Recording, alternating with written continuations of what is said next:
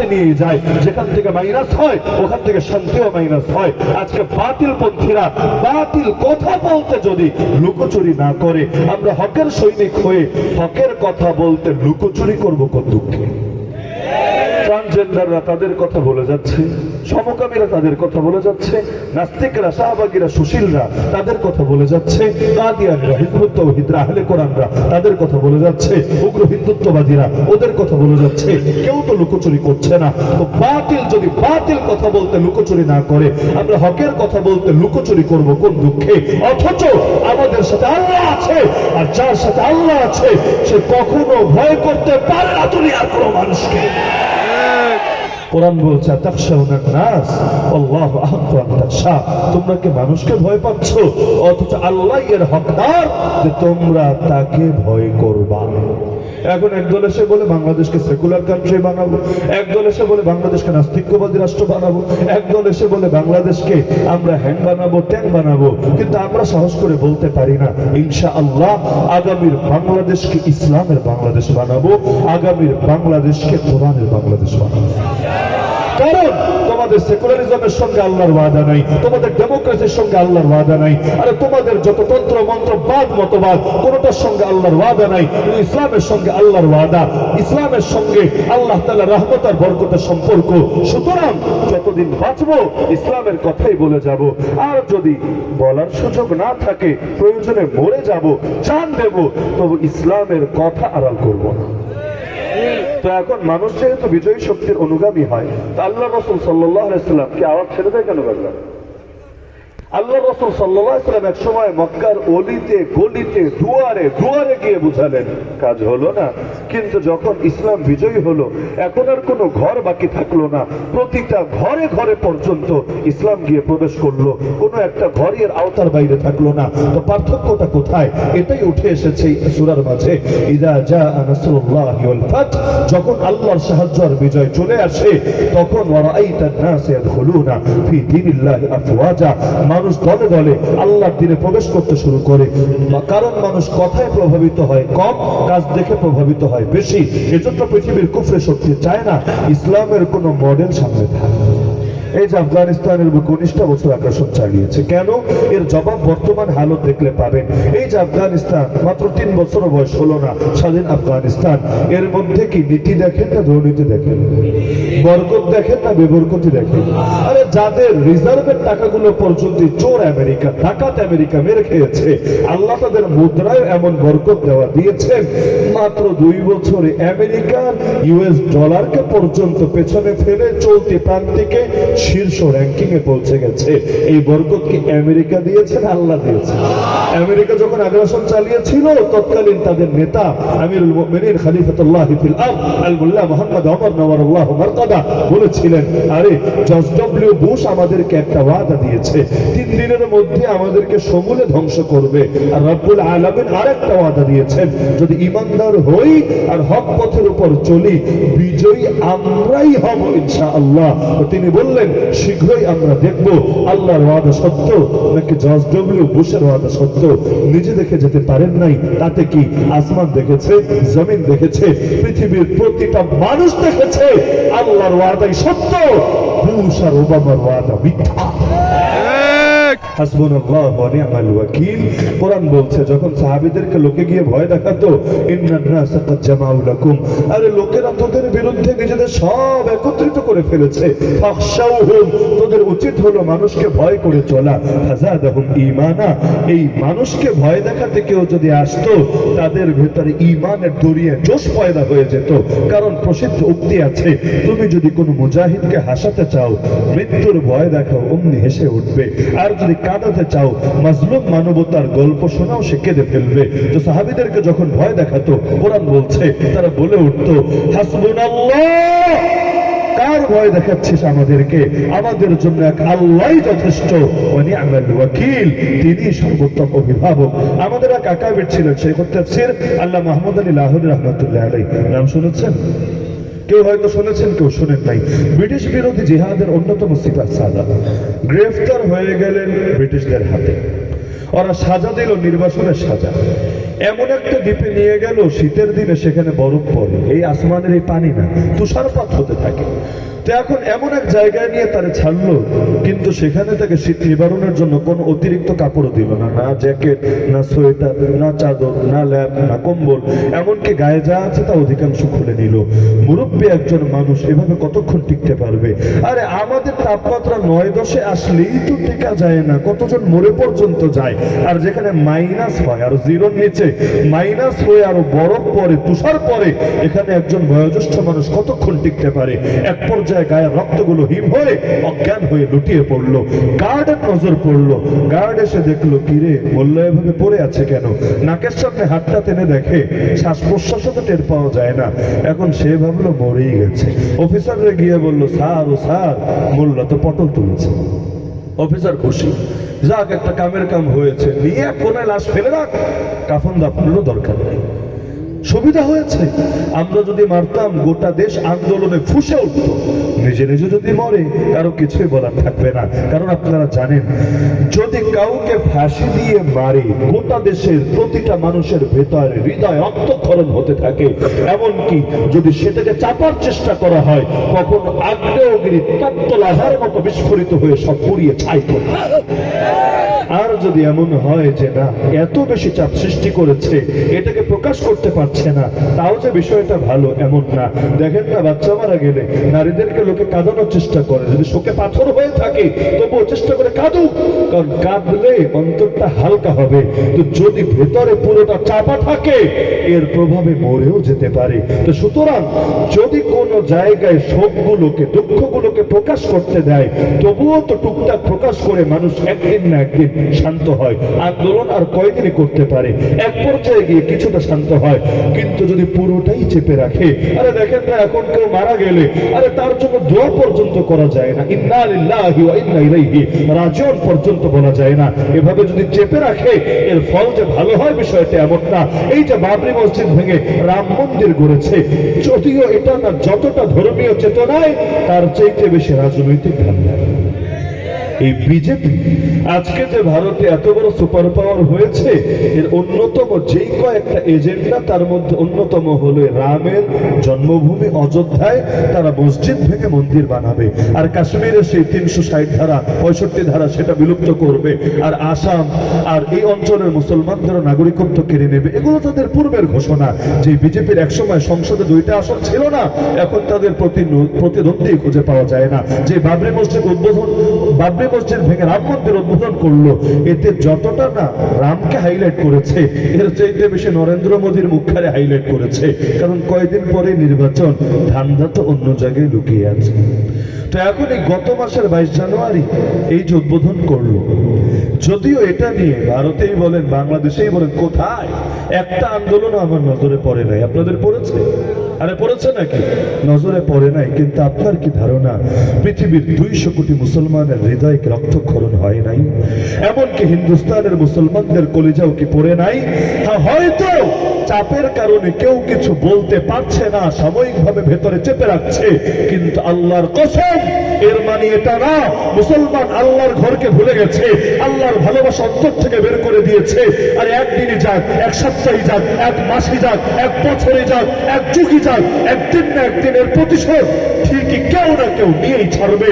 সুলতান মাহমুদ গজনবীরা দুনিয়া থেকে চলে যায় না, বরং নতুন নতুন রূপে বারবার তাদের আগমন হতেই থাকে, হতেই থাকে। খাইবার খাইবার ইয়া ইয়াহুদ জৈশ মুহাম্মদ সাউফা ইয়াউদ। আল্লাহকে সাক্ষী রেখে বলতে পারি, আরে যতদিন পর্যন্ত এই তথাকথিত রাম মন্দিরের প্রতিটা ইটও খুলে না নেবে এবং আল্লাহর ঘরকে তার প্রাপ্য মর্যাদা পুনরায় ফিরিয়ে না দেবে, মুসলমানদের হৃদয়ের আগুন নিভবে না, নিভতে পারে না। এর জন্য জান দেওয়া লাগলে জান দেবে, লড়াই লাগলে লড়াই করবে, তবু আল্লাহর ঘরকে তার মর্যাদা ফিরিয়ে দেবেই দেবে ইনশাআল্লাহ। ভালো হয় না এই যে মাঝে মধ্যে অনেকে আল্লাহ রাসূলকে গালিগালাজ করে। ফ্রান্সে শার্লে আব্দো পত্রিকা করলো, সারা দুনিয়া আন্দোলন হলো। এই গণতান্ত্রিক সিস্টেমে আন্দোলনগুলো যদি হয়, এতে কিছু লাভও আছে, কিছু লসও আছে। ওদের দিক থেকে একটা লাভের দিক হলো মুসলমান এক পর্যায়ে আন্দোলন করে করে ক্লান্ত হবে। যেমন ফ্রান্স নিয়ে আপনারা ক্লান্ত হয়ে গেছেন, এখন অনেকেই ফ্রান্সের পণ্য কিনে কিনে খাচ্ছেন, অথচ ফ্রান্স কি একটাবার সরি বলেছে?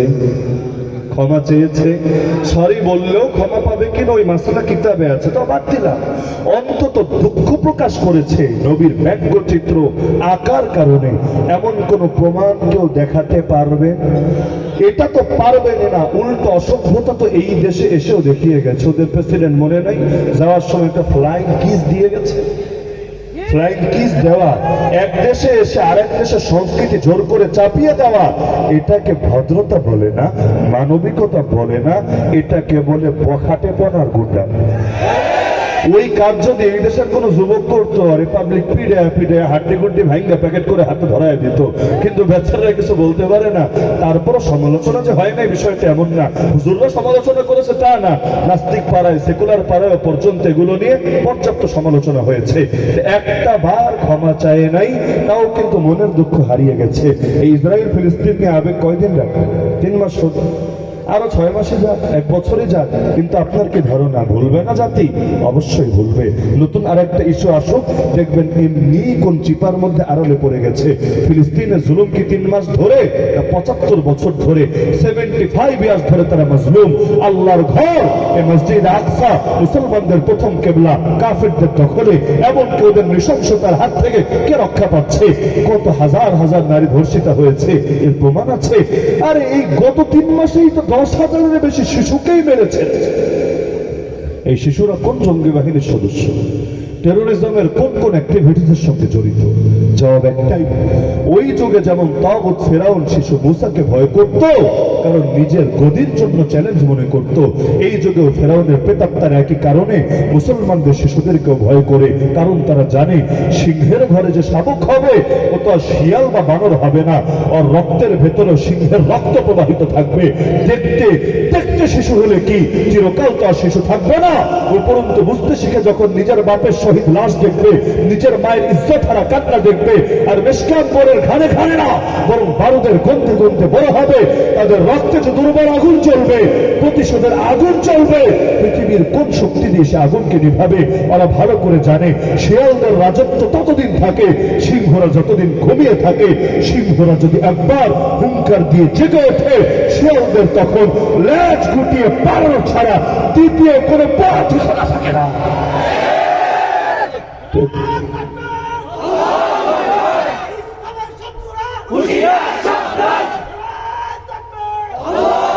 যে কোনো ক্ষেত্রে যদি আন্দোলনটা করতে পারে আর টুকটাক ফলাফল ওরা দেখাতে পারে, যেমন এই জানুয়ারি মাস পুরোটা আলোচনা হল, আর কেমন জানি প্রত্যেক বছরে জানুয়ারি বরাদ্দই শিক্ষা সিলেবাস নিয়ে আলোচনা করার জন্য।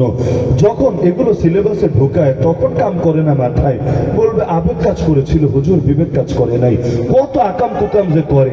ইসলাম শিক্ষা বইয়ের মধ্যে পর্যন্ত দুর্গার ছবি ঢুকিয়ে ছেড়েছে। বলবে অ্যাক্সিডেন্ট, হ্যাঁ বুঝলাম, তর্কের খাতিরে মানলাম অ্যাক্সিডেন্ট, কিন্তু বই স্কুল পর্যন্ত গেল কেমনে? এতগুলো লোকের পেছনে লক্ষ কোটি টাকা ব্যয় করলা কোন দুঃখে? আমাদের করে টাকা, আমাদের রক্তকে পানি করে উপার্জন করা টাকা, এগুলো কি ব্যয় হয় এই সমস্ত অনৈতিক কাজের জন্য? কি পরিমাণ ফান্ডিং হয়? প্রতি বছর জানুয়ারি মাসে আন্দোলন হবে, আর কয়দিন পরে যেমন নতুন করে থুক্কু দিতে শুরু করেছে, থুক্কু একটা দিবে, নতুন করে বই আবার ছাপাবে। লাভ কিন্তু দুই দিকেই হবে, কারণ বিল যতবার পাস হবে পকেটে ততবার ভরবে। একবার ভুল কইরা পকেটে টাকা ভরবে, পরের বার সরি থুক্কু এটা বইলে আর একবার পকেট ভরবে। দিন শেষে লাভ কিন্তু ওদেরই হবে। এখন যদি আন্দোলন না হতো পকেট ভরতে একবার, আন্দোলন হয় পকেট ভরে 2 বার। হ্যাঁ, এর মধ্যে আবার প্রতি বছর 2টা শয়তানি করে। কথাগুলো মাথায় গেঁথে রাখেন, কোনো না কোনো দিন কাজে আসবে ইনশাআল্লাহ। হাতির যেমন 2 রকম দাঁত থাকে, কুছ দেখানে কে লিয়ে কুছ খানে কে লিয়ে। যেটা দেখায় ওটা দিয়ে খায় না, যেটা দিয়ে খায় ওটা আবার দেখায় না। আমাদের শিক্ষা সিলেবাস আমার বিবেক যদি ভুল না করে প্রতি বছর 2 রকম শয়তানি ঢোকায়। 2 রকম।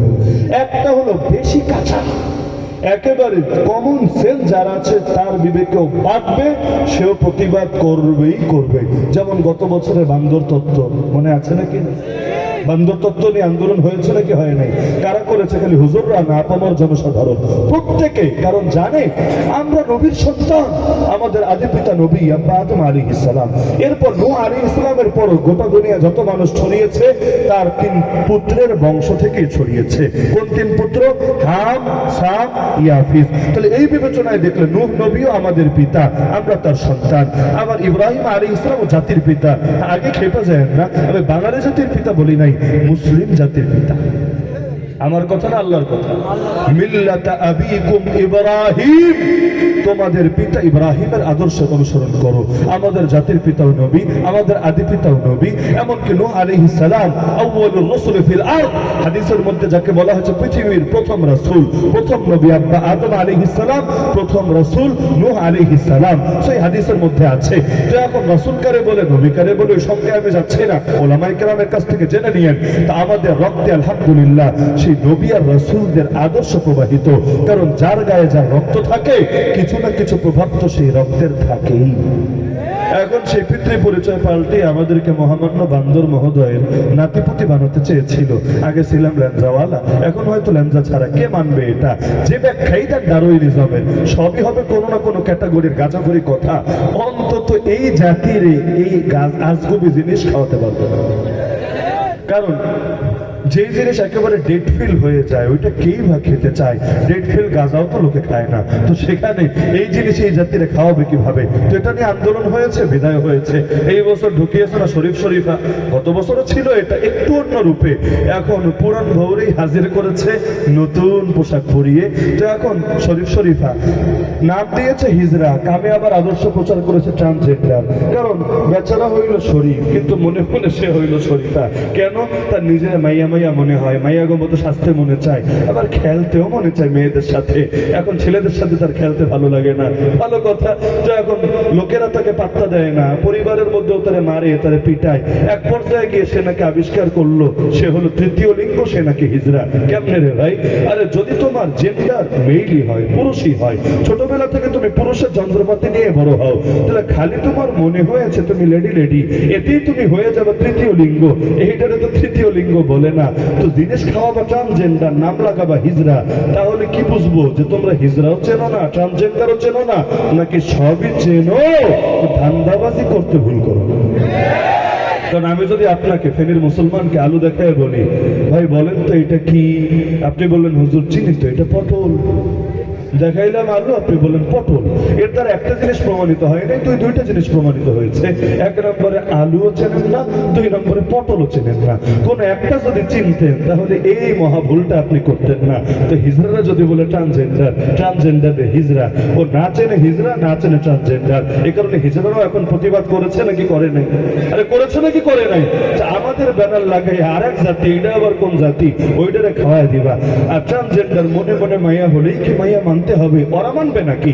তাহলে ব্রাক আর বিকাশ টিকাশ থেকে শুরু করে আরো যেই লোক জড়িত এই আন্দোলনের সাথে, ওদের বাসার সামনেই ফেনিয়া সোনাগাজীর ছেলেরা প্লে কার্ড নিয়ে যদি হাজির হয় এই মর্মে যে আমরাও নিজেদেরকে মনে মনে মেয়ে ভাবছি, আজকে রাতটা তোমার মেয়ের সাথে থাকতে দিতে হবে। কারণ মেয়ের সাথে মেয়ে থাকবে, এতে তোমারও তো গায়ে জ্বলার কি আছে? হতেই তো পারে, ব্যাপার না এটা। পুরুষের সাথে পুরুষ থাকলে এটা কি কেউ খারাপ নজরে নেয় নাকি? ধরেন মাহফিল শুনতে এসেছেন নোয়াখালী থেকে, রাত অনেক হয়েছে, এখন আপনি কমিটিরে বললেন ভাই দূর থেকে আসছে, থাকার ব্যবস্থা করো। আপনাকে আরো 5 জনের সঙ্গে 10 জনের সঙ্গে ভাই মাদ্রাসায় যেটা ছাত্রাবাস আছে এখানে থাকতে দিল, এতে কি কারো ইজ্জত যাবে? এতে কি কেউ মাইন্ডে নেবে? তো ছেলের সাথে ছেলে থাকতে পারে, মেয়ের সাথে মেয়ে থাকতে পারে। দাবিটা তুলে দেখেন না, দাবি মানে নাকি দৌড়ানি দেয়? তার মানে যতই পাগল সাজুক না কেন, জায়গা মতো আবার ঠিক আছে। এই পাগল নতুন পাগল না, এগুলো পুরনো পাগল। 2টা উদাহরণ দিলে বুঝবেন। 1 নম্বরে আমি নতুন একটা তথ্য দিই। ট্রান্সজেন্ডার মতবাদ বাংলাদেশে ছড়িয়েছে কারা? অনেক নামই হয়তো আপনারা বলবেন, কিন্তু এই পুরো অঞ্চলে আমার নজর বলে ট্রান্সজেন্ডার মতবাদ প্রথম ছড়িয়েছে যে পাগলে, ওর নাম গোলাম আহমদ কাদিয়ানী। বলবেন এখানেও আবার কাদিয়ানিরা খুঁজে পাইলেন কেমনে? সেটার ব্যাখ্যা একটু পরে দিচ্ছি, আগে অন্য পয়েন্টে আসি। আমার নজরে ট্রান্সজেন্ডাররা হলো মানসিক রোগী, আর কিছু না। মানসিক রোগী, মানসিক রোগী আগেও ছিল, এখনো আছে। পুরান পাগলের ভাত নাই, নতুন পাগলের আমদানি হয়েছে। আমি এমন পাগলও দেখেছি গায়ে কাপড় নাই, কিন্তু নিজেদেরকে আমেরিকার প্রেসিডেন্ট দাবি করে। কিভাবে? যদি জিজ্ঞেস করে কি রে পাগলা, তোর গায়ে তো কাপড়ই নাই, তুই তো এলাকার চেয়ারম্যান মেম্বারই হলি না, আমেরিকান প্রেসিডেন্ট হলি কিভাবে? বলে মনে মনে। এমন লোকও দেখেছি নিজের ইমাম মেহেদি দাবি করে, মাহদিও বলতে পারে না, মেহেদি যেন হাতে দেয় আর কি মেহেদি, ইমাম মেহেদি বলে দাবি করে। যদি বলা হয় আরে আল্লাহর খলিফা মাহদির নাম কি, বাপের নাম কি, কোন এলাকায় আসবে, কারা বায়াত দিবে, ওই যুদ্ধ করবে, কি হবে না হবে, আরে ডিটেইল তো সব হাদিসে বলা আছে, কোনোটাই তো মেলে না তোর সাথে। বলবে মেলা লাগবে না, আমার মনে হয়েছে এবার মানতে হবেই হবে। তো এই পাগল দেশে ছিল নাকি ছিল না? ছোটবেলায় শুনতাম মনের পর্দা বড় পর্দা বাইরের পর্দা লাগে না, শুনেছেন নাকি শোনেন না? একটু বড় হয়ে শুনলাম সেকুলাররা বলে মনের কোরবানি আসল কোরবানি, বাইরের কোরবানি লাগে না, মনের পশুরে কোরবানি দিতে হবে, ওই পশুরে কোরবানি দিলে জীব হত্যা হবে, ভোগে নয় ত্যাগেই সফলতা। এই টাকাগুলা খাইয়া এগুলার পেটে না ঢুকায়া এগুলা গরিব দুঃখীরে দিলে দেশের ফায়দা হবে, দশের ফায়দা হবে। আরেকটু বড় হইয়া এরপর এইটাও শুনতে শুরু করলাম মনের জিহাদই বড় জিহাদ, ময়দানের জিহাদ লাগে না, নফসের লগে আধা ঘন্টা ঢিসুম ঢিসুম করলেই আকবর আলী মুজাহিদ সবচেয়ে বড় মুজাহিদ হওয়া যায়।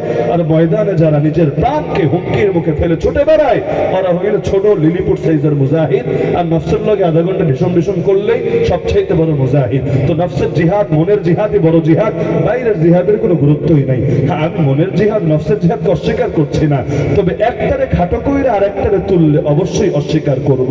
তো মনের নামাজ, মনের পর্দা, মনের মাহদি সবকিছুর মনের ভাষণ দেখেছি, এখন নতুন করে শুনছি আর কি, কারণ অনেক কিছুই তো আপডেট হবে, এমন কিছু হবে যা কেউ ভাবেনি আগে, এগুলো তো হতেই থাকে।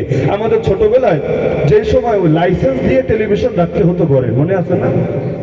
টেলিভিশন বিটিভি একটা চালাবেন তা তো লাইসেন্স রাখা লাগবে, না হলে আইসা ঘরের মধ্যে এটা নিয়ে অভিযান চালাবে।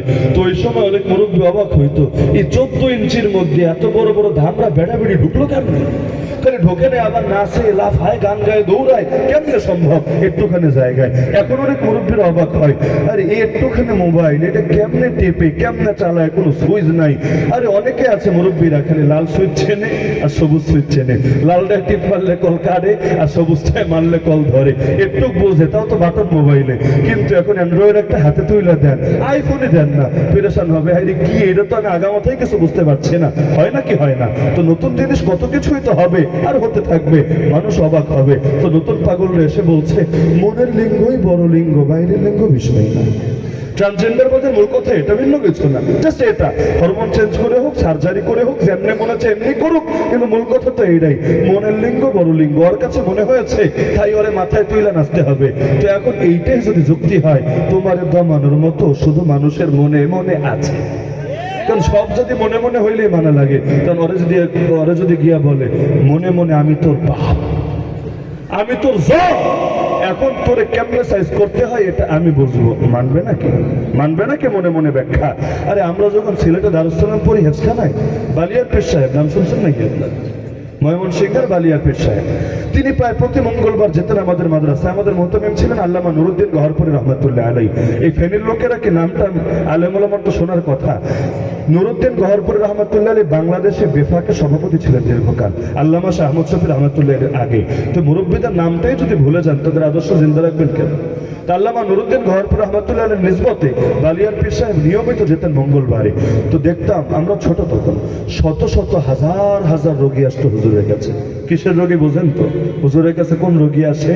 জিনে ধরা, শয়তানে ধরা রোগী। কাউরে কাউরে দেখতাম এত শক্তি এসে তার গায়ে ভর করেছে, দানবের শক্তি, অসুরের শক্তি, 4-5 মিলে ধরে রাখতে পারে করে এমনি একটা নাড়া মারে, আরে এক একজন এক এক দিকে গিয়ে ছুটে পড়ে, কি এক মহা বিপদ। পরে ধৈরা বাইন্দা বহুত কষ্ট করে নিয়ে রুমে ঢুকায়। একবার যদি এখানে রুমে ঢোকে, মাইর আর যা কিছু লাগে, থেরাপি, দোয়া দূরত্ব আছেই, তেল পড়া পানি পড়া, যেমনে যেমনে তদবির করে আর কি। করার পরে দেখা যায় যখন বের হয় পুরোই যুগের হাসান হোসেন। ঢোকার সময় একেবারেই মাথা খারাপ, পাগলা, কিন্তু বের হওয়ার সময় পুরোই সুফি সাহেব, পুরোই জামানার ওলি। কেমনে হলো? বাংলায় বলে না মায়ের উপরে ওষুধ নাই। আমেরিকা দেখেন না, এক সময় তো গোটা দুনিয়ায় টিটকারি মারতো, মোল্লার দূর মসজিদ পর্যন্ত। বলতো নাকি বলতো না? তো মোল্লার দৌড় কোন পর্যন্ত, এটা 2 পয়সা শাহবাগী নাস্তিকরা না জানলেও আমেরিকা এখন ভালো করেই জানে। মোল্লার ঠ্যাঙ্গানি খেয়েতে অবস্থা হয়েছে। আরে মোল্লার ঠ্যাঙ্গানি খেয়ে অতীতে সোভিয়েত শেষ, আগে ব্রিটিশ শেষ, এখন নতুন করে আমেরিকাও যায় যায় অবস্থা। তো মোল্লার দৌড় কোন পর্যন্ত, তোদের জানা না থাকে তোদের দুনিয়ার প্রভু আমেরিকার জিগা। তো এখন দেখা যেত পাগলের পাগলামে ছুটে দিত শুধুমাত্র কিছু দোয়া দরুদ দিয়ে। তো এখনো যারা নতুন মনোরোগী তৈরি হয়েছে এগুলোরও সাইজ করতে বেশি কিছু লাগে না, জায়গা মতো ট্রিটমেন্ট করলেই চলে। অনেক মানুষ আছে খুব রাগী, মাত্রাতিরিক্ত রাগী, হুদাই রাখবো। এই যে রমজান আসছে না কয়দিন পর, আসরের পর গিয়ে জিজ্ঞেস করবেন কাকা কেমন আছেন, বলবো চুপ থাক, রোজা রাখোস নাই নাকি, এমন টিটকারি মারে নাকি মারে না, মানে টেম্পার ঠিক থাকে না, অযথাই হট হয়ে যায়। তো এখন দেখা যায় এই মানুষগুলো যদি জায়গা মতো চিপায় পড়ে কপালে কেউ রিভলভার তাক করে বলেছে চাচা কেমন আছেন, রিভলভার তাক করে, তখন দেখবেন রাগ তো করবেই না, না ভাতিজা আমি ভালোই আছি, সব ঠিকঠাক মতো চলছে, এমনকি কাপড় ভিজিয়েও আপনাকে স্বাগতম জানালে জানাতে পারে। তো সব জায়গায় কিন্তু সমান রাগ প্রয়োগ হয় না, রাগও জায়গা মতো গিয়ে প্রয়োগ হয়। তো এখন বলছিলাম না যে হাতের 2 রকম দাঁত থাকে, একটা দেখানোর জন্য একটা খাওয়ার জন্য।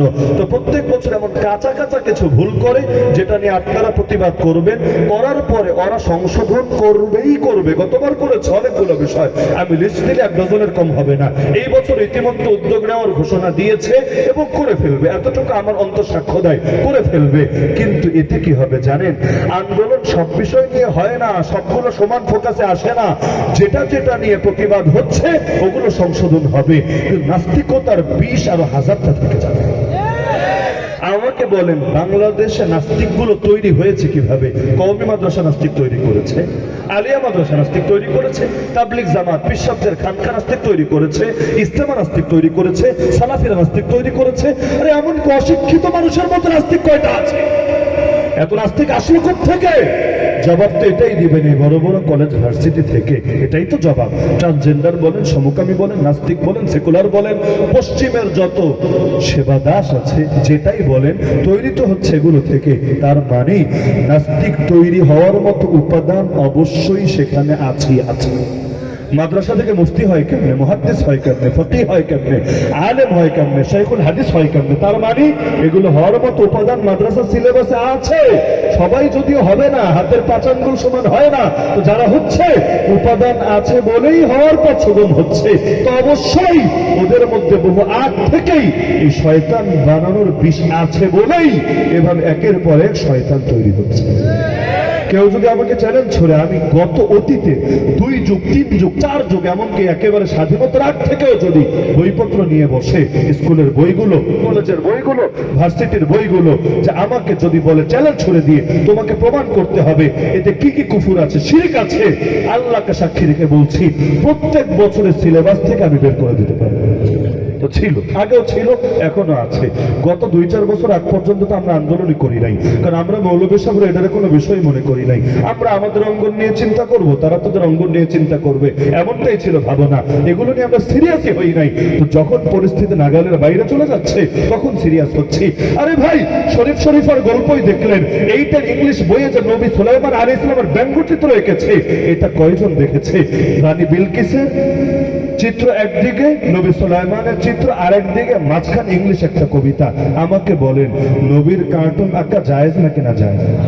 নবীর কার্টুন যারা আঁকে ওদের শাস্তি ইসলামে এত কঠোর, গুস্তাখ রাসূল কি এক হি সাজা, সরতন সে জুদা, তারা পৃথিবীতে বেঁচে থাকার অধিকারী রাখে। কিন্তু এরকম হাজার বিষয় দৃষ্টির আড়ালে রয়ে গেছে। 2টা 4টা 10টা বিষয় নিয়ে আন্দোলন যা হবে এগুলো সংশোধন হবে। তুই 2 রকম দাঁত দেখায়া অল্প কিছু বড় বড় ইস্যু নিয়ে আন্দোলন করে করে খতম করাবে, বাকিগুলা রেখে রেখে বাচ্চাগুলোরে ঠিকই সেকুলার, নাস্তিক, ট্রান্সজেন্ডার, সমকামী বানানোর চেষ্টা চালাবে। আমি তো আর আলিমুল গায়েব না, কিন্তু আমার বিবেক বলে সেদিন বেশি দূরে না যেদিন দুটোর একটাই বাংলায় হবেই হবে ইনশাআল্লাহ। হয়তো শিক্ষা সিলেবাস 100% পরিবর্তন করে সম্পূর্ণ ইসলাম সম্মত, সম্পূর্ণ ইসলামের অনুকূল বানাবে, অথবা জাতি তাদেরকে 3 তালাক দিয়ে বাপের বাড়ি পাঠাবে। এছাড়া সূরত নাই তো। কোন ঈমান আগে, না আমার সন্তান ডাক্তার পরে হবে, ইঞ্জিনিয়ার পরে হবে, আমার সন্তান কৃষিবিদ পরে হবে, দুনিয়া তারপরে হবে। আগে তো মুসলমান তাকে থাকতে হবে। যদি ঈমানদারি তাকে রাখতে না পারি, এত এত বিদ্যা বুদ্ধি দিয়ে কি হবে? আবু জাহালকে অতীতে বলা হতো আবুল হাকাম, মহাজ্ঞানী। ইসলাম এসে নাম দিল আবু জাহাল, মহামূর্খ। তো মহাজ্ঞানীকে কেন বলা হলো মহামূর্খ, যেখানে ইসলামের নাম নিয়ে ক্রিটিসাইজ করে না? এর কারণ কি? কারণ একটাই, ইসলাম আমাদেরকে বুঝিয়েছে যে জ্ঞান দিয়ে আল্লাহ চেনা যায় না, রাসূল চেনা যায় না। ইসলামের নজরে সেটা কোনো জ্ঞানই হতে পারে না। তো এখন বিজয় যখন আসে, সামনে মডেল যখন থাকে, তখন এত কষ্ট করে বোঝানো লাগে না, সবাই বোঝে। আমি হাসি, আমরা যখন কারাগারে, ধরেন 15 আগস্ট, ওই সময় তো স্বাধীন হলো আফগানিস্তান, এর আগ পর্যন্ত পত্রিকার পাতায় আমরা দেখতাম তালেবানরা উল্লেখ করে জঙ্গি বলে, সন্ত্রাসী বলে। আপনারাও দেখেছেন নাকি দেখেন না? এখন কি লেখে জানেন? তালেবান সরকার। আর যদি ওই যে আইএসএল লোকেরা মাঝে মধ্যে বোম টোম মারে, ওইগুলোর লেখে জঙ্গি। তালেবান সরকারকে বিব্রত বোধে ফেলেছে আইএস জঙ্গিরা। তো 2 দিন আগে যারা ছিল জঙ্গি, 2 দিন পর হয়ে গেল সরকার। কিরে পাগলা, কেমনে কি কি বাস্তব না? একটা আগে জঙ্গি থাকলে এখনো জঙ্গি বল, কিন্তু না, সামনে মডেল চলে আসলে তখন আর অন্য কিছু বলার থাকে না। এই অতীতে হুজুররা যখন এই আফগানের পক্ষে বলেছে, তাদেরকেও জঙ্গিবাদী বলে টিটকারি মেরেছে, নাকি মারে নাই? অথচ তারা স্বাধীনতাকামী, অথচ তারা নিজের দেশের স্বাধীনতা, ধর্মের স্বাধীনতা, মসজিদ মাদ্রাসার স্বাধীনতা, নারী ইজ্জতের হেফাজতের জন্যই লড়াই করেছে। তাদের পক্ষে বলার কারণে মুক্তিযোদ্ধার পক্ষে শক্তি বলে নাই, বরং জঙ্গিবাদের সাফাইদাতা এগুলো বলেছে। সময়ের ব্যবধানে অটো চেঞ্জ হয়ে গেল কিভাবে? এটাই হলো বিজয়ের ফজিলত। আমি কারাগারে বসে একটা বিষয় নিয়ে অনেক চিন্তা করছিলাম, যে আপনারা নাম শুনেছেন বড় পীর হিসাবে যিনি পরিচিত, সৈয়দ আব্দুল কাদের জিলানী রাহমাতুল্লাহ আলাইহি, নাম শুনেন নাই? মহিউস সুন্নাহ। তার এমন কোন মজলিস ছিল না, ইতিহাস বলে, যেমন তারিখে দাওয়াত আজিমাত লিখেছেন সৈয়দ আবুল হাসান আলী নাদবী, যার বাংলা অনুবাদও আছে, সংগ্রামী সাধকদের ইতিহাস, পড়ে দেখতে পারেন। সেখানে আব্দুল কাদের জিলানীর জীবন লিখতে গিয়ে তিনিও টেনেছেন এই কথা। তার এমন মজলিস ছিল না যেখানে কেউ না কেউ কালেমা পড়ে মুসলমান হয়নি। আমি অবাক হয়ে গেছি, কিভাবে সম্ভব? এই জামানায় হয় 10 জন, 20 জন, 100 জন, 1000 জন। যেমন আমাদের এক ভাই মাওলানা মাহমুদ গনবী, আপনাদেরই তো কাছাকাছি এলাকার সন্তান, 3টা বছর ধরে পড়ে আছে কারাগারে। আল্লাহর বান্দার হাতে কত হাজার লোক যে মুসলমান হয়েছে আল্লাহ ভালো জানে। যদি ওই সামাজিক সোশ্যাল মিডিয়ায় ফেসবুক অ্যাকাউন্ট থাকতো, আর সেলফি তুলে তুলে সব আপলোড করতো, গোটা দেশটাকে এই লাইনের ইমাম মানতে বাধ্য হতো। কত হাজার মানুষ মুসলমান হয়েছে। খালি মুসলমান না, যাদের অভিভাবক হিসেবেও তিনি ছিলেন। আমাদের চোখের সামনে ঘটা ঘটনাগুলো এগুলো। তো এখন দেখা যাচ্ছে এই জামানায় হয়, কিন্তু অতীতে যেটা হচ্ছে, আব্দুল কাদের জিলানী এক মজলিসে কয়েক হাজার মানুষ মুসলমান হয়েছে, এমন হয়েছে, মাথায় ধরছিল না কিভাবে সম্ভব। পরবর্তীতে বাংলাদেশের শ্রেষ্ঠ একজন আলেম, নাম নাই বলি, তার সাথে একদিন কথা প্রসঙ্গে বিষয়টা টানলাম, যে আমি বুঝতে পারছি না, হ্যাঁ বুঝলাম আগের বুজুর্গের চাইতে এখনের বুজুর্গি কম, কিন্তু এর মানে তো এটা না যে মোটেও হবে না, বেশি হোক কম হোক, কিন্তু এমন লোক দুনিয়াতে কে আছে যার প্রত্যেকটা মজলিসে কেউ না কেউ মুসলমান হয়? আমার জানা মতে এমন কেউ নাই, এমন কারো নাম বলা সম্ভব না। পার্থক্য কোথায়? তিনি বললেন, আরে মাওলানা, বড় একটা পার্থক্য হলো তার জামানায় ইসলাম ছিল জিন্দা, এখন ইসলাম রাষ্ট্রীয়ভাবে অধিকাংশ ক্ষেত্রে খেলাফত ব্যবস্থাগুলো হয়ে আছে মুর্দা। ইসলাম জিন্দা থাকার কারণে অধিকাংশ কাফেরও মনে মনে দুর্বল থাকতো ইসলামের দিকে। পরবর্তীতে যখন ইসলামের সহি দাওয়াতটা তার কর্ণকুহরে ধ্বনিত হতো, আর ইমোশনাল মোটিভেশনাল কিছু আলোচনা তার ভেতরে পৌঁছতো, আর দেরি না করে সেখানেই কালেমা পড়ে মুসলমান হতো। এটাই বিজয়ের ফায়দা, যেটা বর্ণিত হয়েছে সূরায়ে ইযা জাআ নাসরুল্লাহি ওয়াল ফাত ওয়া রাআইতান নাস ইয়াদখুলুনা ফি দীনিল্লাহি আফওয়াজা। সুতরাং এই সূরা শিক্ষা কি? ইসলামকে জিন্দা করতে হবে না মুর্দা রাখতে হবে? কি ধারণা আপনাদের? শুধু মসজিদে জিন্দা, শুধু মাদ্রাসায় জিন্দা, শুধু মাহফিলে জিন্দা, শুধু খানকায় জিন্দা? না রে ভাই, কবরে তো প্রশ্ন করবে কি? প্রথম 2টা প্রশ্নই দেখেন না, মান রব্বুকা, তোর রব কে? যে ব্যক্তি সব জায়গায় আল্লাহর রব মানে, সেই না বলবে রব্বি আল্লাহ। তো যে মসজিদে মাদ্রাসায় আল্লাহকে রব মানে, কিন্তু রাজনীতিতে আল্লাহকে রব মানে না, অর্থনীতিতে আল্লাহকে রব মানে না, বিচার আচারে আল্লাহকে রব মানে না, সভ্যতা সংস্কৃতিতে আল্লাহকে রব মানে না, অর্থনীতিতে আল্লাহকে রব মানে না, সে কিভাবে বলবে রব্বি আল্লাহ? দ্বিতীয় প্রশ্ন তোর ধর্ম কি, আমার দিনুকা, তোর ধর্ম কি বল না। জীবনের সব ক্ষেত্রে ইসলামকে আদর্শ মানে, রাজনীতিতেও ইসলাম, অর্থনীতিতেও ইসলাম, বিচার আচারেও ইসলাম, আইন কানুনেও ইসলাম, সংবিধানেও ইসলাম, পার্লামেন্টেও ইসলাম, মসজিদেও ইসলাম, মাদ্রাসাও ইসলাম, ব্যক্তি জীবনেও ইসলাম, পারিবারিক জীবনেও ইসলাম, সামাজিক জীবনে ইসলাম, রাষ্ট্রীয় ক্ষেত্রে ইসলাম, আন্তর্জাতিক অঙ্গনেও ইসলাম। কোন ইসলাম যেহেতু পরিপূর্ণ, সুতরাং প্রতিটা ক্ষেত্রে তার শিক্ষা থাকবেই থাকবে। যদি না থাকতো লোকে কত আগেই ভুল প্রমাণ করে ছাড়তো আল্লাহর আয়াতকে। কারণ আল্লাহ বলেছেন ইসলাম পরিপূর্ণ। পরিপূর্ণ মানে যাতে কোনো অপরিপূর্ণতা নাই। তো ইসলাম যেহেতু পরিপূর্ণই, সুতরাং ইসলামের মধ্যে নাই এমন কিছু বলার সুযোগই নাই। তো সব জায়গায় যে ইসলাম মানে সে না বলতে পারবে দিনিয়াল ইসলাম। কিন্তু এই যে সেকুলারিজম কোন আদর্শে নিয়ে আপনাদেরকে উপনীত করেছে? মসজিদে ঢুকলে আল্লাহ আমার রব, ইসলাম আমার দিন। মাদ্রাসায় গেলে, মাহফিলে গেলে, খানকায় গেলে, তবলিগে গেলে, মার্কাজে গেলে আল্লাহ আমার রব, ইসলাম আমার দিন। আর বাকি পরিধিগুলোতে আল্লাহ আমার রব না। কোথাও আমেরিকা রব, কোথাও ইসরায়েল রব, কোথাও ন্যাটো রব, কোথাও জাতিসংঘ রব, কোথাও চায়না রব, কোথাও ইন্ডিয়া রব। আর আদর্শ, আরে ওরা যেটা বলবে সেটাই আদর্শ। কোরআনের সাথে মিললেও চলবে, না মিললেও চলবে। এমনকি কোরআনেরটা যদি তাদের বিপরীত হয় আর কোন আলেম সেটা তুলেও ধরে, সে আলেমকে প্রয়োজনে জেলে ভরে রাখবে। কেমন হচ্ছে নাকি হচ্ছে না? হচ্ছে নাকি হচ্ছে না? তো ইসলাম জিন্দা কোথায়? কয় জায়গায় জিন্দা? যেখানে জিন্দা সেখানে আজও শান্তি আছে আলহামদুলিল্লাহ। যেখানে জিন্দা নাই সেখানে শান্তির ছোঁয়াও নাই। অর্থনৈতিকভাবে খুব ভালো আছেন তো আপনারা নাকি? নাকি ক্রাইসিসে পড়ে আছেন? কেন পড়ে আছেন? আরে বহুত বড় বড় মুরগি চোরা, গরু চোরা বুদ্ধিজীবীরা বিভিন্ন বুদ্ধি দিতে পারে, কিন্তু তিক্ত বাস্তবতা হলো, মাথায় রাখবেন, আল্লাহকে নারাজ করে কেউ কখনো ভালো থাকে না, আর আল্লাহকে রাজি করে কেউ খারাপ থাকে না।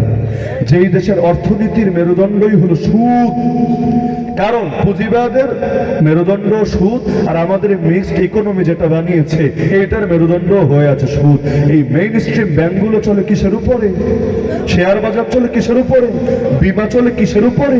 ওই যে বৈদেশিক ঋণ এনে বহিয়ে রেখেছে, বাচ্চা জন্ম নিতে দেরি, মাথা পিছু ঋণ গুনতে দেরি না, এই ঋণগুলোর উপরও যেটার উপরে দাঁড়িয়ে আছে ঋণ, সেটার নাম সুদ। তো ঘরে ঘরে সুদ, ব্যক্তিতে ব্যক্তিতে সুদ, কোম্পানিতে কোম্পানিতে সুদ, ব্যবসায় ব্যবসায় সুদ। গোটা দেশের মেরুদণ্ডই হয়েছে সুদ। যেই সুদের উপর আল্লাহ লানত, যেই সুদের বিরুদ্ধে আল্লাহ যুদ্ধের ঘোষণা, যেই সুদের 70 গুণা সর্বনিম্ন গুণা নিজের আপন মায়ের সাথে জিনা করা সমান। বাহ, সেই সুদ খায়া এখন আশা করে আসমান ফুডা হয়ে বরকত নাজিল হবে। আরে পাগল, বরকতের মালিক আল্লাহ, তোদের এই দুনিয়ার তথাকথিত প্রভুরা না। ইসলামকে জিন্দা করা লাগবে নাকি লাগবে না? আমার নবীর মিশন ছিল দুনিয়ায় আসার, লিউযহিরাহু আলা দ্বীনি কুল্লি। কোরআন বলছে ইসলামকে বিজয়ী করবেন সব আদর্শের বিরুদ্ধে। সাইয়েদুনা হুসাইন গিয়ে কারবালার প্রান্তরে রঞ্জিত হয়েছেন কেন? আরে দুনিয়ার কোনো ধান্দা করার জন্য না, নাউযুবিল্লাহ। সেখানে গিয়েছেন এই দ্বীনকে সহি আদর্শে প্রতিষ্ঠিত রাখার জন্য, খেলাফতকে আলা মানহাজিন নবুওয়া কায়েমের জন্য, ফেরানোর জন্য। তা আমাদের ইতিহাসই তো ইতিহাস। সুতরাং যদি বাঁচতে চান দুনিয়ার বুকে, ইসলামকে জিন্দা করেই বাঁচতে হবে, তখনই পারবেন শান্তিতে আর সুখে বাঁচতে। শেষ করি আগের ঘটনাটা টেনে। সে আহমদ আলী লাহোরীর কথা মনে আছে তো? তো এখন ওই অফিসার নিজেই দেখতে আসলো, এসে দেখলো তার কাছে মনে হলো মরা, ব্যাস আর সিরিয়াস ব্যাপার না। কিন্তু যখন তুষারপাত বন্ধ হলো, গায়ে সূর্যের তাপ পড়লো, রক্ত চলাচল স্বাভাবিক হলো, এবার হঠাৎ গান দেখে আর পিটিস পিটিস করে হুজুর দেখে চোখ নাড়াচ্ছে। মরে নাই, মরা মানুষ আবার চোখ নাড়ায় কেমনি? গিয়ে বললো, সাহাব, মোল্লার প্রাণ তো সেই প্রাণ, এখনো মরে নাই ভাই, চেয়ে আছে। অফিসার আসলো, আইসা হাজির। আরে মোল্লা এখনো মরিস নাই, জিন্দাই আসিস? কিন্তু দেখে হুজুরের গা এখন নাড়াতে পারছে না, নিজের শরীরটা চালানোর মতো শক্তি হারিয়ে ফেলেছেন। এই অবস্থা দেখলে দরকার ছিল করুণা আসা, করুণা আসে নাই। কারণ মুসলমানদের উপর করুণা দেখাতে নাই। এই করুণা ঠিকাদার আমেরিকা মুসলমানদের ব্যাপারে করুণা দেখায়, করুণা ঠিকার জাতিসংঘ ইসরায়েল মুসলমানের ব্যাপারে কতটুকু দেখায়, আর ওদের লোকদের ব্যাপারে কতটুকু দেখায়। দাজ্জালের চোখ হবে একটা, ওদেরও চোখ হয়ে গেছে একটা। সাম্যের নীতি গ্রহণ করতে পারে না, সব ক্ষেত্রেই বৈষম্যের নীতি ধরে রাখে। এখন আইসা বলে, কিরে মোল্লা, গায়ের রক্ত দেখি ঠান্ডা হয়ে গেছে, এত তর্জন গর্জন দিলি, হ্যাঙ্কারেঙ্গা ট্যাঙ্কারেঙ্গা ময়দান কাঁপালি, এখন দেখি নড়তেই পারিস না, রক্ত ঠান্ডা হয়ে আছে। এই কথা শুনলে আমি আপনি যদি রাগে ক্ষোভে ফেসে উঠতাম, কিন্তু আগেই বললাম না, রাগ সবসময় জাগে না, অন্তত সরি টরি বলতাম, তাও না হলে চুপ থাকতাম, যে চুপ থাকে সে নাকি মুক্তি পায়। কিন্তু ইমানি গায়রত কি আর মুসলমানকে চুপ থাকতে দেয়? আহমদ আলী লাহোরী রহমতুল্লাহ ওই অবস্থায় শুয়ে শুয়ে চিৎকার করে উঠলেন, আর জালেম কান খুলে শুনলাম, রক্ত ঠান্ডা হয়েছে, তাতে কি? আল্লাহর কসম, ঈমান আগের চাইতে গরম হয়ে গেছে। তো প্রকৃত মুসলমান যারা জুলুমের কবলে পড়লে ঈমান কমে না, ঈমান বাড়ে। আমি যদি ভুল না বলি, আপনারাও একমত হতে পারেন আমার সাথে, এই ফিলিস্তিনের এক একটা বাচ্চার ঈমানে যে পাওয়ার আছে, আমার মতো নওজোয়ানের ঈমানে ওর 1000 ভাগের 1 ভাগ পাওয়ার। কারণ এই ডান কানের লতির নিচ দিয়ে যখন একটা বুলেট যায়, বাম কানের লতির নিচ দিয়ে আরেকটা যায়। যখন বোম্বিং এর আঘাতে আত্মীয় স্বজনকেও নিথর দেহে পড়ে থাকতে দেখে, আরে ডাইনে তাকিয়ে দেখে কেউ নাই, বামে তাকিয়ে দেখে কেউ নাই, সামনে পেছনে তাকিয়ে দেখে রক্ষা করার মতো কেউ নাই, ওই সময় আল্লাহর সঙ্গে যে সম্পর্ক স্থাপিত হয়, ওটা যুগের পর যুগ অনেক সময় জিকির আজকার করেও করা যায় না। আরে আল্লাহর উপরে তাদের যে ভরসা, যে তাওয়াক্কুল, 3টা মাস হলো কোন রাষ্ট্র তাদের সঙ্গ দিয়েছে? ওই সভা সমাবেশ বিবৃতি পর্যন্তই, বিবৃতি অতীত